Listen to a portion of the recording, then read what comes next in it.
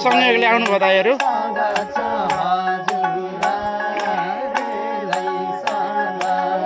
ल धन्यवाद।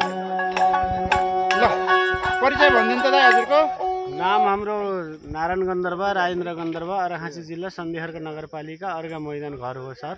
आफ्नो कला संस्कृति पुरानो चाहिँ यसलाई अङ्गाल्दै हिँडिरहेको छौँ गाउँघरमा। धन्यवाद। कति दिन भयो घरबाट हिँड्नु भएको? 4 दिन भयो सर। 4 दिन भइसक्यो है। दाइको पनि त्यही सँगै घर सँगै। ल यो काम गरिराख्नु होला, शुभकामना छ। ल अहिले चलेको अहिले नयाँ गीत गाउनु त, छिट्टो भएको खाले।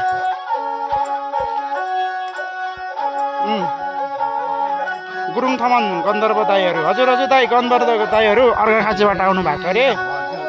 ठ्याक्कै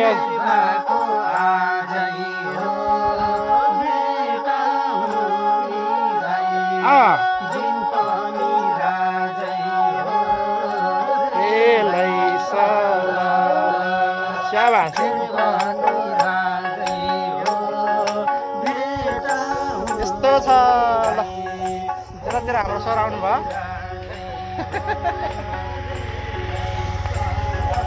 बेडामहरू पनि आइपुग्नु भयो है।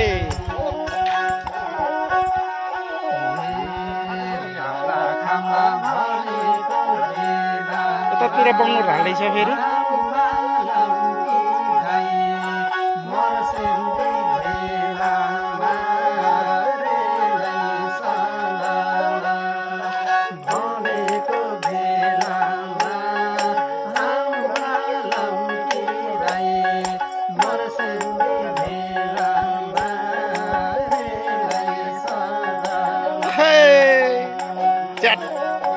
गजब भयो सरको नाम गाउँदै गाएको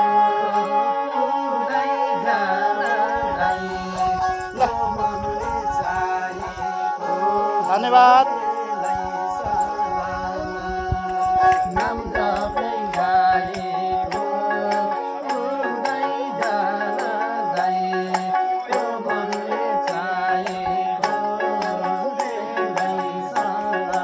यतातिर बङ्गुर पनि काट्दै हो।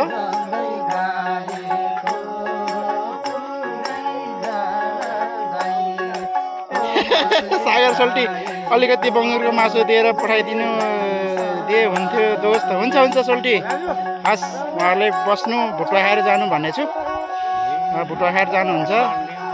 सागर सोल्टी, सागर सर राम्रो हुनुहुन्छ।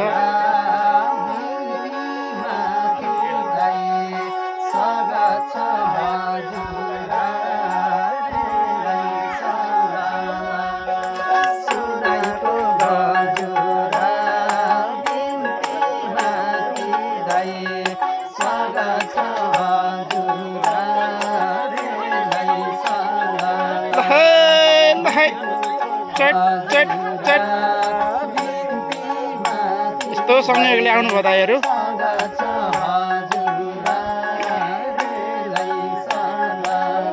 ल धन्यवाद।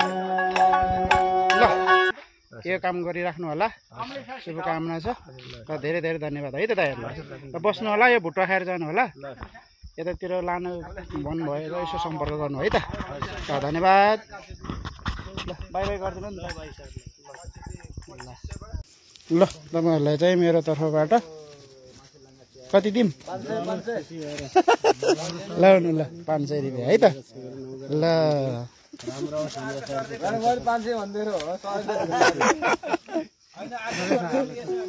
ल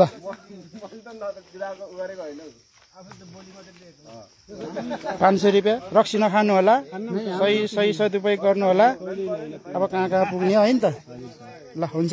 ल साथीहरू, ठ्याक्कै संयोगले आज चाहिँ भेट भयो यहाँ मामाहरूसँग पनि।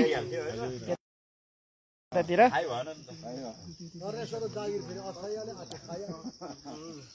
ल यतातिर मामाहरूसँग भेट भयो। यतातिर हामी बङ्गुर काट्दैछौँ फेरि 25 धानीको बङ्गुर असार 15 को लागि।